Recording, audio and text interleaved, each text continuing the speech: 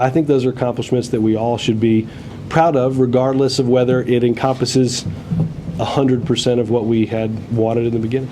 And what about the rest that is outstanding? Gay rights, Guantanamo? I would say this, all things that the president made commitments on and is focused on doing. We have a process underway with the Pentagon to make changes as the president outlined in the campaign, and quite frankly, even before the campaign. I mean, in Don't Ask, Don't Tell, as somebody running for the U.S. Senate in 2004, we have a process to make good on overturning Don't Ask, Don't Tell.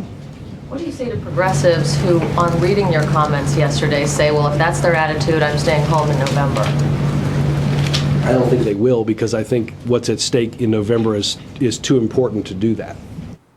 On tonight's show, you have met U.S. Army Captain Jonathan Hopkins, U.S. Military Academy Cadet Sergeant Catherine Miller, and U.S. Air Force Lieutenant Colonel Victor Fehrenbach, all of whom are having their careers ended right now.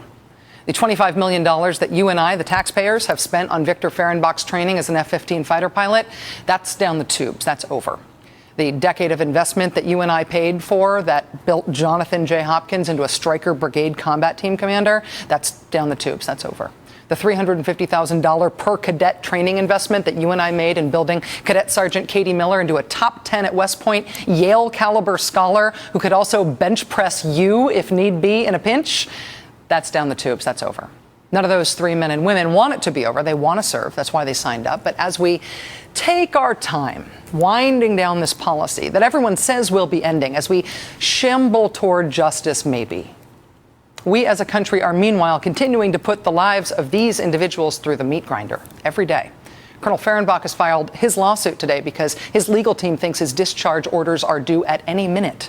Captain Hopkins was discharged this week. Cadet Sergeant Miller's resignation was processed, or is being processed this week, on the sole basis of the continued enforcement of this policy that everyone says is going to end when they get around to it, maybe early next year. There's a process. What's the rush? Why are we still kicking people out now in the meantime, while we are waiting for the views of the Commander-in-Chief and the Defense Secretary and the Chairman of the Joint Chiefs of Staff to be implemented? If you are changing the policy soon, why not hold off the ruination of lives under the policy now, in the meantime?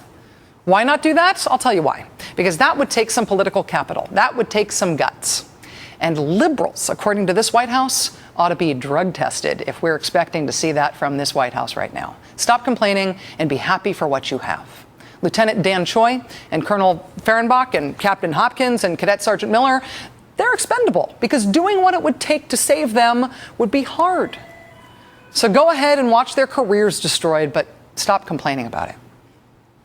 I talked at the top of the show tonight with Gail Collins about how one way to motivate your natural base for an election is fear, to make your base afraid of what the other side has to offer. And that is true. That works. That works on both sides. It works for conservatives about liberals, and it works for liberals about conservatives.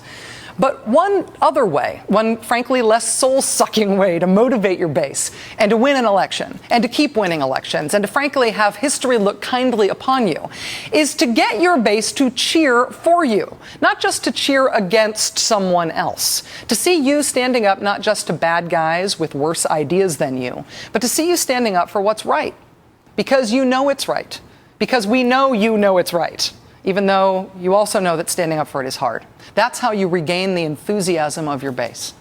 That is how you win the respect of your base. That's how you win the respect of your country and admit it. That is actually how you win your own self-respect, too. If Don't Ask, Don't Tell is going to end, the president could stop enforcement of the policy pending that change. Why isn't he? That does it for us tonight. We'll see you again tomorrow night. Countdown with Keith Olbermann starts now. Good night.